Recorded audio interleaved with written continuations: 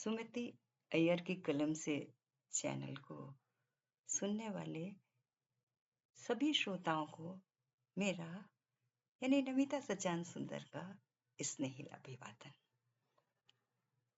आज मैं आप सबके सम्मुख प्रस्तुत हूँ सुमति जी की कहानी देहांतरण लेकर। देहांतरण में बहुत से सामाजिक संदर्भों की भी बात है, भावनात्मक उथल पुथल भी है, जीवन से संबंधित कुछ अंधियारे हैं। तो उन अंधियारों से बाहर निकल के रोशनी के संसार की राह भी दिखाती है देहांतरण। एक रिश्तों का एक अलग आयाम स्थापित करती है देहांतरण कहानी। तो चलिए जुड़ते हैं सीधा कहानी से। कमरे में पसरी ताजी खुली हवा आदि के बीमार चेहरे पर चिपकने लगी थी। कल रात देर तलक मेघ बरसा था। हवा का गीला सा झोंका कमरे में धीरे बह गया और रात का सीलन भरा अंधेरा अब कमरे के बाहर तेजी से निकल गया।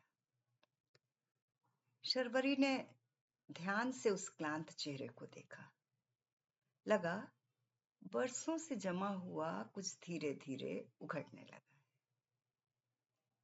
भीतर जो कुछ खामोश होने लगा था, तो क्या उम्र के साथ उसका दायरा बढ़ने लगा है? हम क्या जिसे खामोश हुआ समझते हैं, वो खामोशी बोलने लगती है जब बाहर के सारे स्वर थमने लगते हैं। आजी के भीतर की इसी खामोशी की साझेदार बनी है शर्वरी। उम्र भर की इस तटस्थता के बावजूद वो कौन सी हूक थी जो भीतर थी कि अनजाने ही उनकी आंखों में धूल झोंक कर बाहर निकल आई। वो भी यूं शर्वरी के सामने। सब कुछ जैसे धुल गया कमरे के इस खुले उजास में। आजी की उम्र और उनकी बीमारी उनकी पीठ उनके चेहरे पर उतरने लगी। धुंधले पड़ते समय के उस छोर से आजी कितने कितने क्षण बटोर रही हैं। जितना वे डूबती जा रही हैं वक्त और शरीर की इस मिली जुली साजिश में, उतना ही अतीत का कोई न कोई टुकड़ा ऊपर तिरने लगा है। फीकी सी धूप निकल आई है। आजी का चेहरा उस खिड़की की ओर घूम गया। कैसी हैं आजी? उसका खिला चेहरा आजी के सामने था। क्षणांश के लिए उसे भरपूर आंखों से देखा। अच्छी हूं, वे बुदबुदाई। फीकी सी मुस्कान थी उनकी, पर उदासीन नहीं। वे खिड़की के पार की नमी को देखती रही। उसने उन्हें तकिए के सहारे बिठाया। जाने क्या ढूंढती रही उनकी आंखें उसके सांवले सलोने चेहरे पर। धीरे से उनके हाथ उस चेहरे को टटोलने लगे। कभी कभी सोचती हूँ कहाँ थी तू अब तक? जाने कहाँ पली, किस कोख में सांस लेती रही, और अब मेरी माँ बन बैठी है। सास तो तेरी मैं हूं, पर तू बन बैठी मेरी माँ। आजी हाँफती हुई बोल रही थी। सचमुच दरख्तों की हल्की सी सेक देने वाली धूप सी हंसी थी उनकी। उसका मन हुआ उस हंसी को यूं ही चिपका दे उस सुंदर चेहरे पर। आजी, उसने पुचकारते हुए कहा और बोली, बस ये दूध गटागट पी जाइए, कोई आलतू फालतू बात नहीं। आजी के चेहरे पर हंसी और पसर गई, चढ़ती धूप की तरह। आजी को घर की तमाम आवाजों से, तमाम झंझटों से दूर रखने की सलाह उसी ने दी है। उसके तहत कम लोग ही इस कमरे में आते हैं। हालांकि शुरू शुरू में खुद आजी को दिक्कत हुई थी। खाना क्या बनेगा से लेकर कौन सी चीज किस मर्तबान में रखी है या रखनी है, इस सब की चिंता भी आजी ही अब तक करती रही थी। वे चौके की धुरी थी, चौका उनका था। मसाले के अंदाज से लेकर सब्जियों के अनुसार मसाले पूछने कोई न कोई आ टपकता था।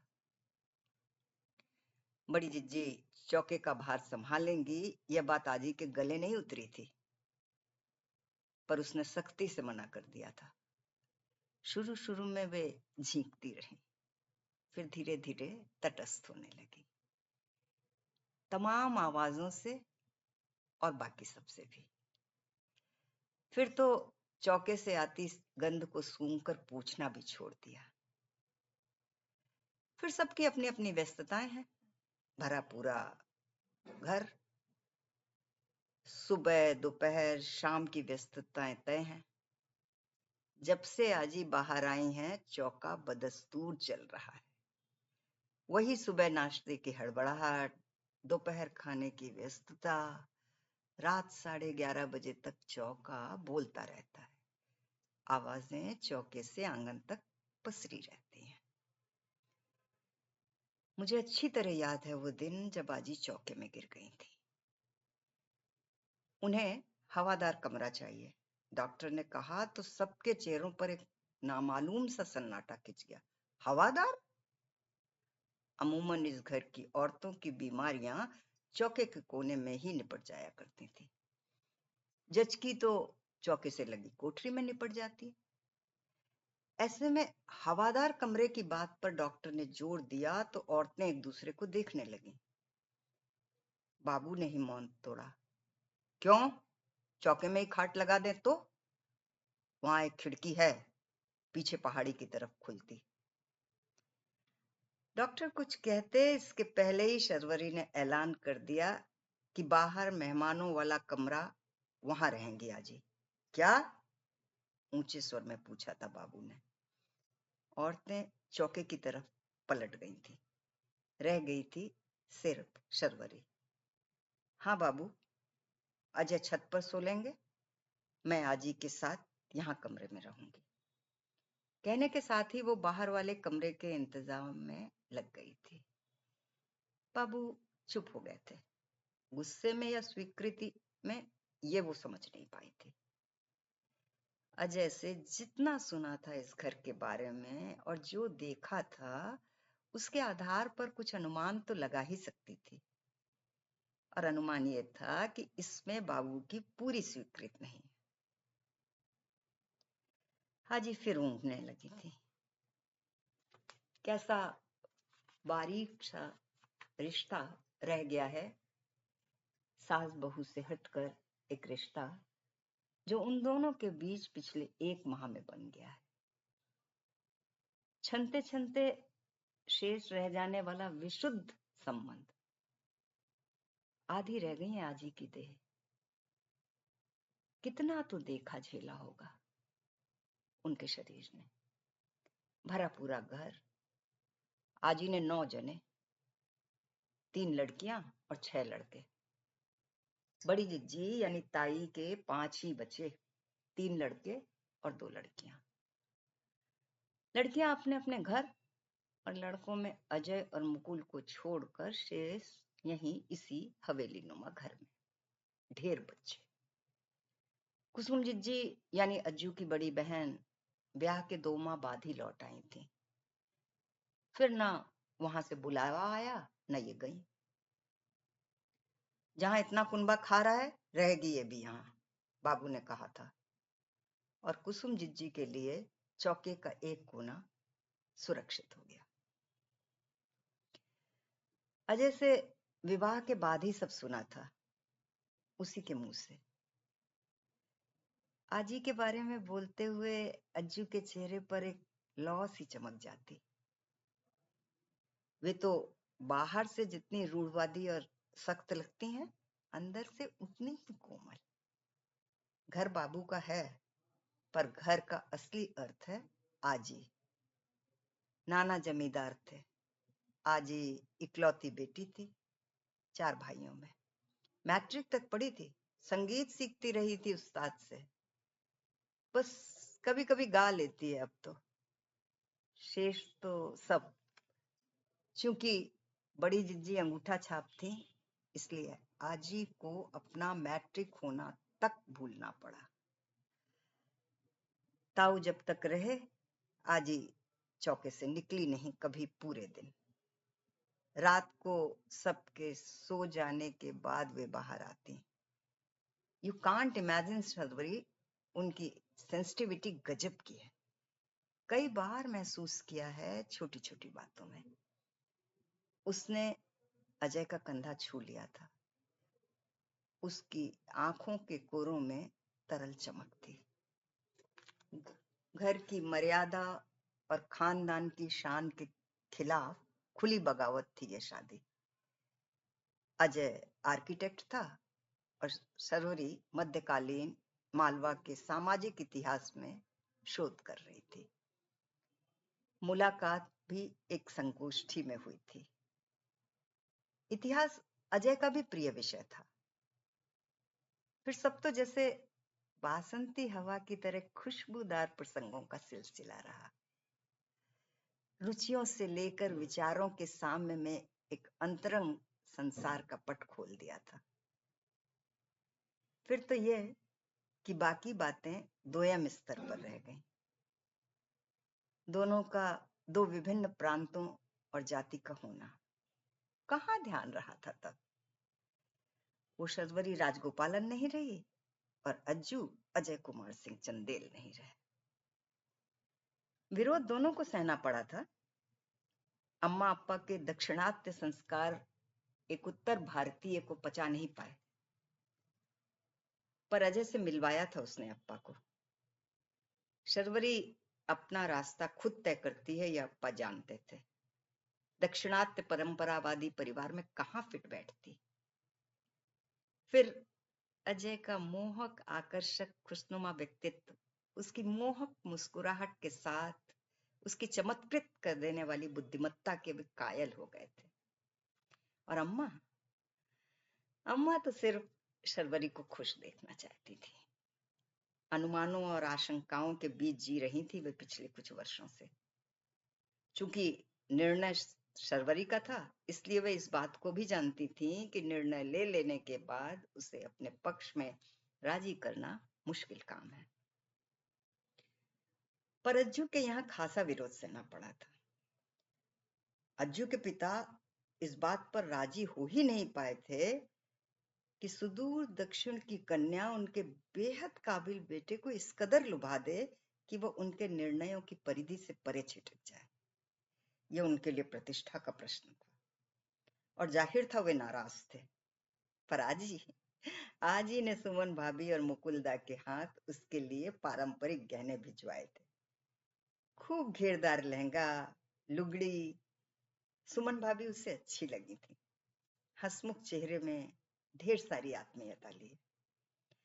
यह वो चेहरा था जो आत्मीयता से सराबोर रहता, हमेशा हरदम तरोताजा।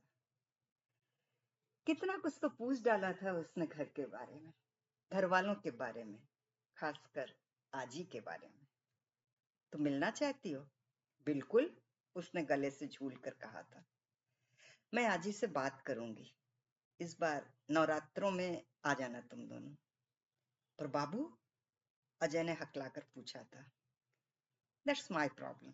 वे नाक ऊंची रखते हैं, पर असभ्य कतई नहीं है। उसने फिर जिद पकड़ ली थी। घेरदार लहंगा, लुगड़ी, बोरला, नथनी, गलसरी, बिछुआ।